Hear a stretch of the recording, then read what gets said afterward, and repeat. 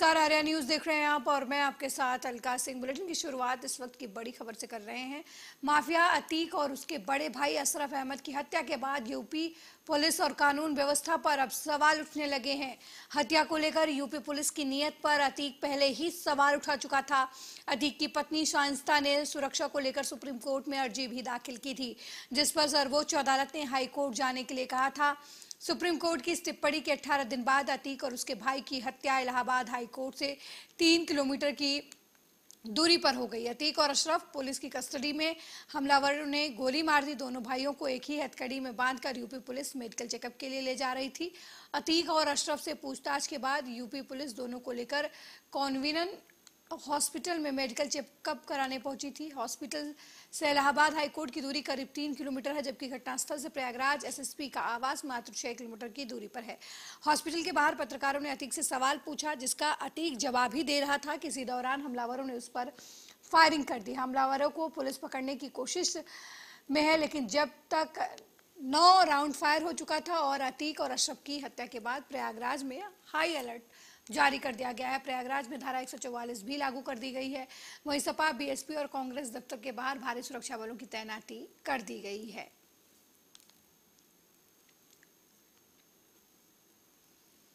Mafia Atiq Ahmad और उसके भाई अशरफ की प्रयागराज में शनिवार देर शाम पुलिस की मौजूदगी में गोली मारकर हत्या कर दी गई। इस घटना के बाद उत्तर प्रदेश सरकार अब सवाल उठ रहे हैं। इसी कड़ी में एआईएमआईएम के चीफ और हैदराबाद से सांसद असदुद्दीन ओवैसी ने भी योगी सरकार पर जमकर निशाना साधा है। उन्होंने कहा कि यूपी में बीजेपी की सरकार कानून के तहत नहीं बल्कि बंदूक के दम पर चल रही है। ओवैसी ने कड़े शब्दों में घटना की निंदा करते हुए कहा कि ये कोल्ड ब्लडेड हत्या है।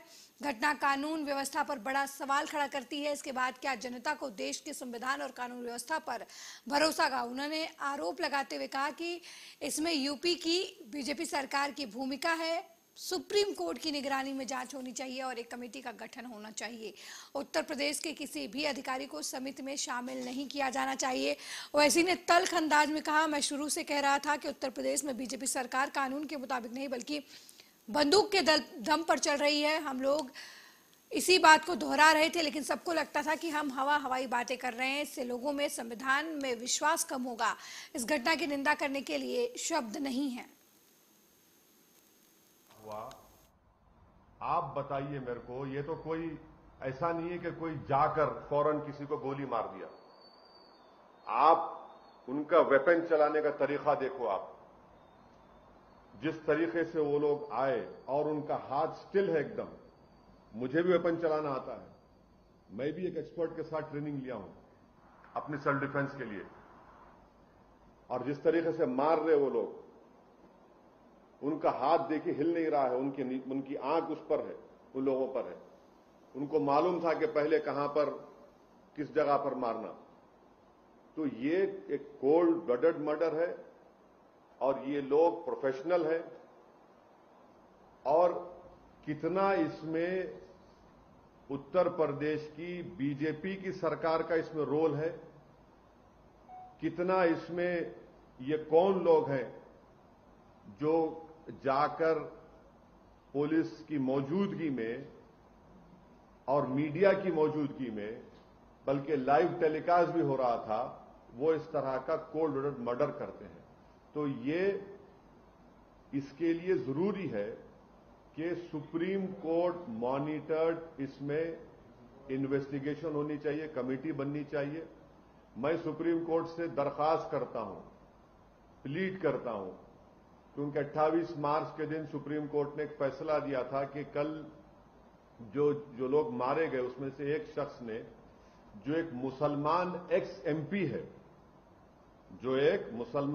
एमपी है, वो कोर्ट को गए थे कि मेरी जान को खतरा है सुप्रीम कोर्ट को। तो सुप्रीम कोर्ट ने यह कहा था कि जब आप जुडिशियल कस्टडी में है और आपको पुलिस कस्टडी में लेकर जा रहे तो स्टेट की जिम्मेदारी है। अब सुप्रीम कोर्ट इस मसले को सो मोटो ले। वहीं दिल्ली के सीएम अरविंद केजरीवाल को दिल्ली शराब घोटाला मामले में सीबीआई ने पूछताछ के लिए बुलाया है। सीबीआई दफ्तर जाने से पहले सीएम अरविंद केजरीवाल ने केंद्र सरकार पर जमकर हमला बोला। केजरीवाल ने कहा कि दिल्ली में चौतरफा विकास होने लगा है, जिससे देश के लोगों ने 75 साल में नहीं देखा। दिल्ली को देखकर लोगों को लगा कि भारत का विकास हो सकता है। कुछ राष्ट्र विरोधी ताकतें नहीं चाहती कि भारत की तरक्की हो। उन्हें राष्ट्र विरोधी ताकतों से मैं कहूंगा कि अब भारत नहीं रुकेगा, तुम्हारी इन गीदड़ भभकी से भारत नहीं रुकेगा। सीबीआई जांच के लिए जाने से पहले दिल्ली के मुख्यमंत्री अरविंद केजरीवाल ने ये बातें कही।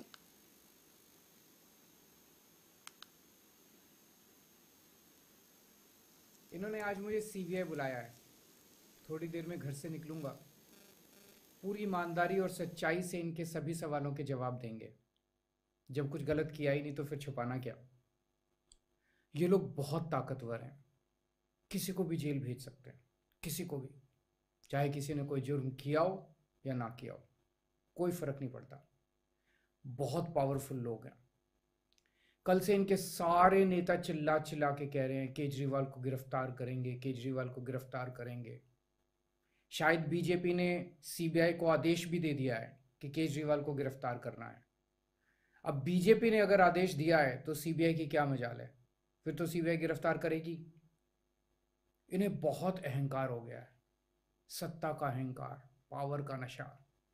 किसी को कुछ नहीं समझते, जिसको मर्जी धमकी देते रहते हैं।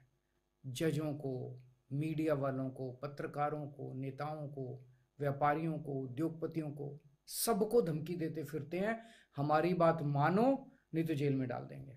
सबको जेल की धमकी देते हैं। मैं अपने देश से बहुत प्यार करता हूं, अपनी भारत मां से बेइंतहा मोहब्बत करता हूं। जान दे सकता हूं अपने मुल्क के लिए। मैं 10 साल पहले राजनीति में आया।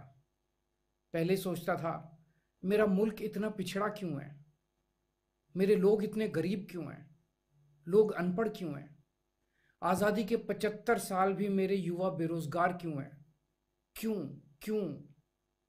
अब पता चला कि ऐसा क्यों है, क्योंकि हमारे नेताओं को जनता की परवाह ही नहीं है। हमारे नेताओं को बस 24 घंटे गंदी राजनीति करनी है।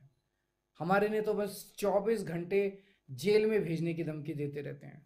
इसको जेल में भेज देंगे, उसको जेल में भेज देंगे, इसको नहीं छोड़ेंगे, उसको नहीं छोड़ेंगे। ये लोग धमकी दे रहे हैं कि केजरीवाल को जेल में भेज देंगे। भेज दो, जरूर भेजो। इससे क्या होगा, देश की समस्याएं दूर हो जाएंगी। केजरीवाल को जेल में भेजने से सबको रोजगार मिल जाएगा, सबको शिक्षा मिल जाएगी, नहीं ना। हाँ, आपके अहंकार की संतुष्टि जरूर हो जाएगी। 8 साल में मैंने दिल्ली के सारे स्कूल ठीक कर दिए।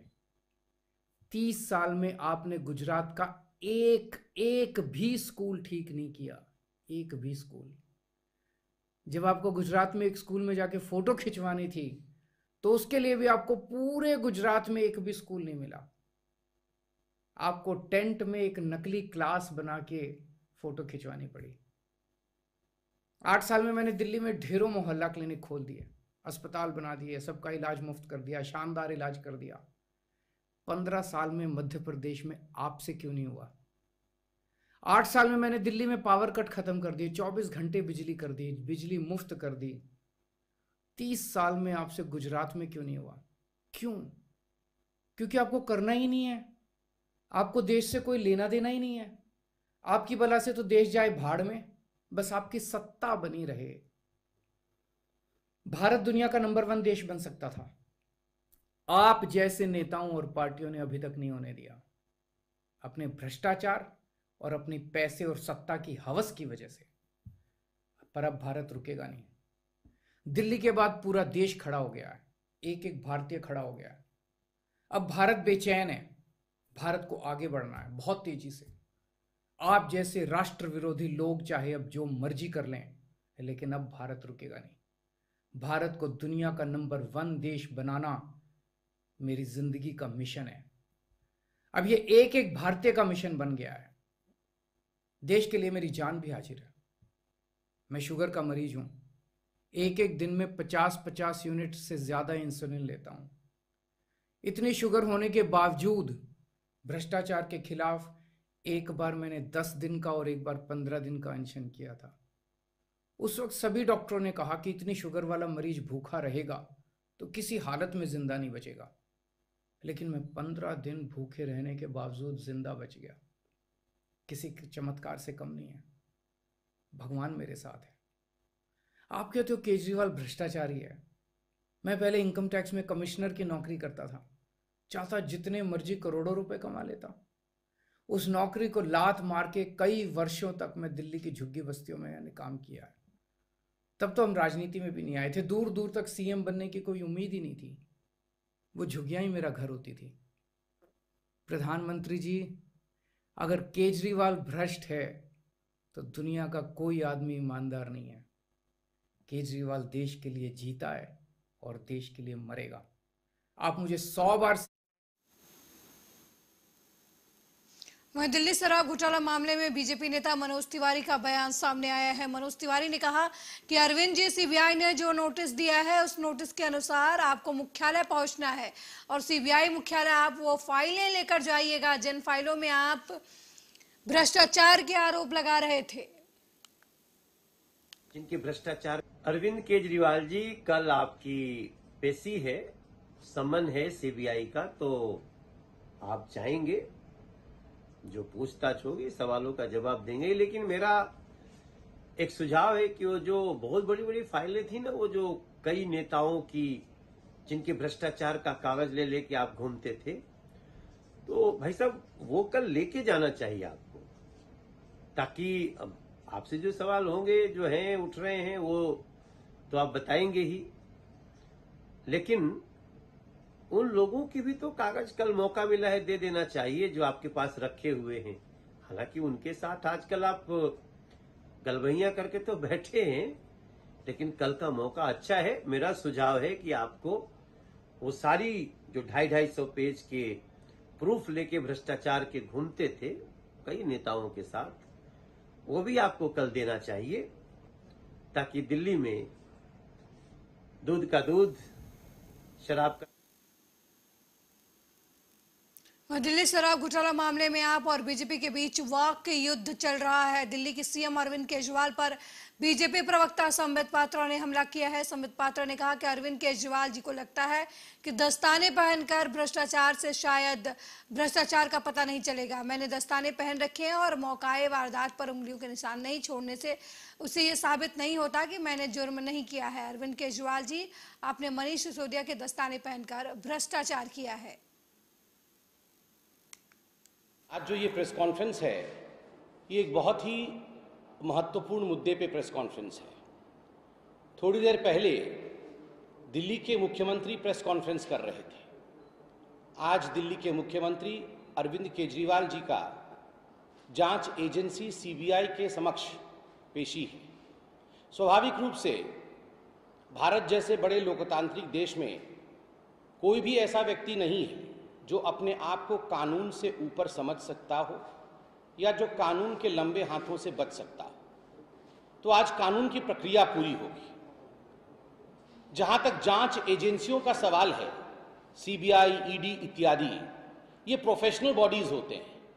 ये भावनाओं के आधार पर काम नहीं करते हैं, ये तथ्यों के आधार पर काम करते हैं। ये काम करते हैं कि फैक्ट्स क्या हैं। They work on the basis of facts. और जहां तक दिल्ली एक्साइज पॉलिसी का सवाल है, जो शराब नीति अरविंद केजरीवाल जी और उनके कैबिनेट ने, मनीष सिसोदिया ने बनाया दिल्ली में, हमने देखा है कि ये शराब नीति एक भ्रष्ट तंत्र का अड्डा था। भ्रष्टाचार को किस प्रकार बढ़ावा दिया है ये जनता जानती है। अब स्वाभाविक है, जब एक होलिस्टिक अप्रोच के साथ, एक सर्वांगीण अप्रोच के साथ सीबीआई और जांच एजेंसी आगे बढ़ती है, तो सबसे पहला सवाल उठता है कि क्या केवल मनीष सिसोदिया ने ही ये एक्साइज पॉलिसी बनाया या इसके पीछे कुछ और लोगों का हाथ था। और स्वाभाविक रूप से ये प्रश्न उठता है और जांच एजेंसी जानने की कोशिश करती है कि हु इज और who rather was the kingpin of the Delhi excise liquor scam. जो दिल्ली एक्साइज स्कैम, जो शराब नीति बनाई गई और ये जो भ्रष्टाचार हुआ है, उसके पीछे सरगना कौन है, कौन इसके पीछे दिमाग लगाए हुए है, यह सीबीआई और जांच एजेंसीज इसके जड़ तक पहुंचने की कोशिश करती है। और बहुत कुछ तथ्य आज जनता के समक्ष पब्लिक डोमेन में मौजूद है। क्या ये हकीकत नहीं है जो हमने अभी न्यूज़ में भी देखा और ये पब्लिक डोमेन में है कि मनीष सिसोदिया जी के जो सेक्रेटरी थे उन्होंने मजिस्ट्रेट के सामने कबूला है कि ये जो 2021 में मार्च के महीने में दिल्ली एक्साइज पॉलिसी बनाने के लिए उन्हें कहा गया और उन्हें जो डॉक्यूमेंट दिया गया वो अरविंद केजरीवाल जी मुख्यमंत्री के घर में हुआ। मुख्यमंत्री जी के घर पर मनीष सिसोदिया जी के सेक्रेटरी को ये सारे डॉक्यूमेंट दिए गए कि ये एक्साइज पॉलिसी है और इसे लागू कराना है। तो स्वाभाविक है अगर मजिस्ट्रेट के सामने ऐसा बयान दिया गया है तो पूछताछ तो होगी। Who was the driving force behind this scam? ये जो शराब का स्कैम हुआ है दिल्ली में, उसके पीछे ड्राइविंग फोर्स कौन है? ये तथ्यों के आधार पर जरूर सीबीआई सामने लाने की कोशिश करेगी। मित्रों, जहां तक अरविंद केजरीवाल जी का सवाल है, अरविंद केजरीवाल जी को लगता है कि दस्ताने पहनकर भ्रष्टाचार करने से शायद भ्रष्टाचार पता नहीं चलता है। Just because I have wiped off my fingerprints, just because I have not left my fingerprints at the scene of crime, that does not mean I am absolved of the sin of committing the crime. वहीं अतीक अहमद और अशरफ के हत्यारोपियों का नाम हमीरपुर जिले से जुड़ने के बाद पूरे जिले में अलर्ट जारी कर दिया गया है। शहर के चौराहों पर पुलिस तैनात कर दी गई है। खुद जिले के आला अधिकारी शहर का भ्रमण करते हुए नजर आ रहे हैं। मिली जानकारी के मुताबिक तीनों शूटरों में एक का नाम शनि उर्फ पुराने हैं और ये हमीरपुर के कुरारा का रहने वाला बताया जा रहा है। इस शूटर पर पहले से ही 18 मुकदमे दर्ज हैं। ये जाके 10-12 साल हो गए, 10-12 साल से इधर नहीं रहा है। क्या कारण थे, क्यों घर से गायब हुआ? वो इधर रहता नहीं रहा है। क्या कारण रहे थे, किन कारणों की वजह से वो हमीरपुर छोड़ा था? कारण क्या, वो गलत संपर्क अपराधी टाइप का था, इसलिए हमको मतलब कितने मुकदमे दर्ज हैं उस पर? अब ये नहीं मालूम सर हमको मतलब। वहीं दिल्ली के मुख्यमंत्री अरविंद केजरीवाल को सीबीआई द्वारा शराब नीति से जुड़े मामले में पूछताछ के लिए ले जाने से पहले आम आदमी पार्टी के कार्यकर्ताओं ने कश्मीरी गेट पर धरना प्रदर्शन किया। आप नेता केंद्र सरकार पर सीएम केजरीवाल और आप नेताओं को परेशान करने का आरोप लगा रहे हैं।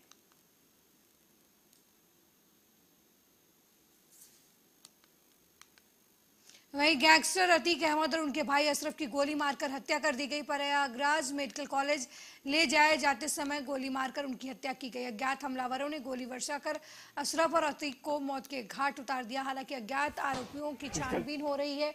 उनके नाम आ चुके हैं। अतीक अशरफ की हत्या करने वाले लोकेश तिवारी बांदा के रहने वाले बताए जा रहे हैं, जबकि तरुण मौर्य हमीरपुर का निवासी है। तीसरा आरोपी शनि कासगंज जनपद का है।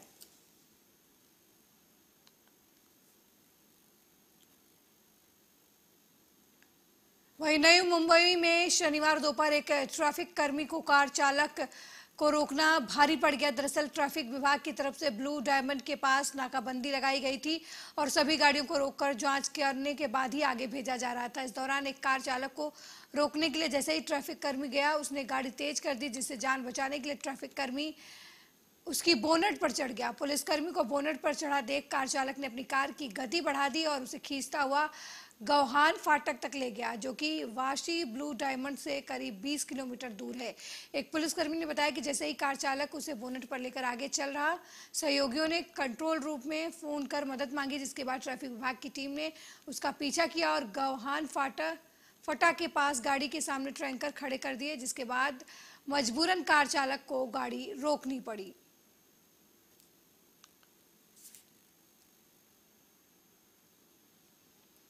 वहीं महाराष्ट्र के मुख्यमंत्री नवी मुंबई के कामोठे में स्थित MGM अस्पताल पहुंचे और बस दुर्घटना में जख्मी और उनके रिश्तेदारों से मुलाकात की, साथ ही उनसे उनका हालचाल पूछा। आपको बता दें कि घटना में घायल हुए लोगों से मिलने खुद CM अस्पताल पहुंचे थे।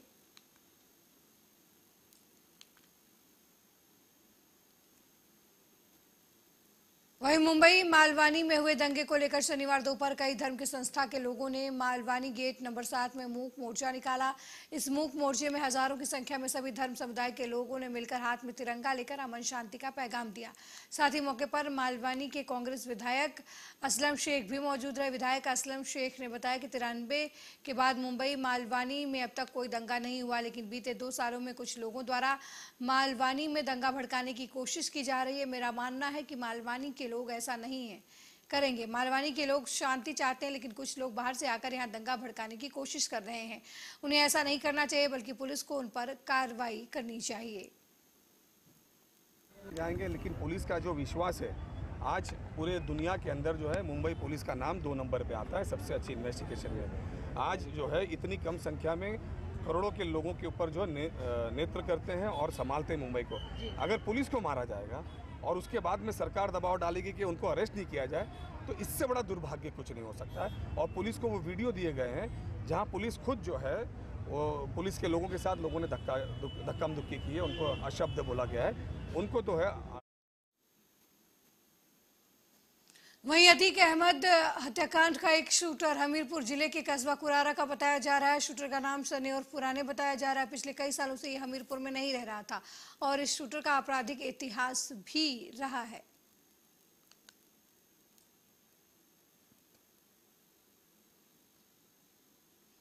वहीं गाजियाबाद के थाना मधुबन बापूधाम पुलिस ने 3 ऐसे लोगों को गिरफ्तार किया है जिन्होंने मानवता को शर्मसार कर देने वाला काम किया।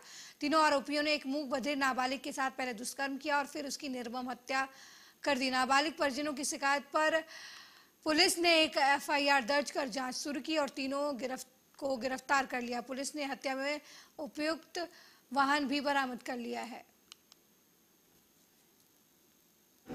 दिनांक 13 को थाना बापूधाम को एक तहरीर प्राप्त हुई जिसमें कि 3 नामजद अभियुक्त भारत, शिवम और महेश नाम के व्यक्तियों के खिलाफ ये आरोप लगाया गया कि इन लोगों ने उनके नाबालिग मूक बधिर बच्चे को गंग नहर पे नहलाने के बहाने लेकर गए थे और उसके बाद एक कहानी रची गई कि वो डूबते वक्त उसकी मृत्यु हो गई।